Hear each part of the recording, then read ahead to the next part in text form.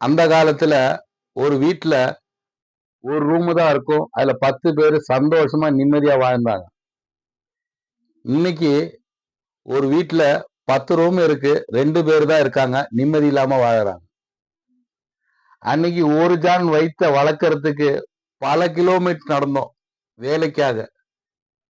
இன்னைக்கு ஒரு ஜான் வயிறு எக்ஸ்ட்ரா வளர்ந்ததுனால பல கிலோமீட்டர் நடக்கிறோம் வயித்த குறைக்கிறதுக்காக. அன்னைக்கு ஆடை கிழிந்தா தைத்து போடுவோம். இன்னைக்கு தைத்த ஆடையை கீத்து போடுகிறார்கள். அன்னைக்கு 1000 பேருக்கு உதவி செஞ்சவன்லாம் தெரியாம போயிட்டான்.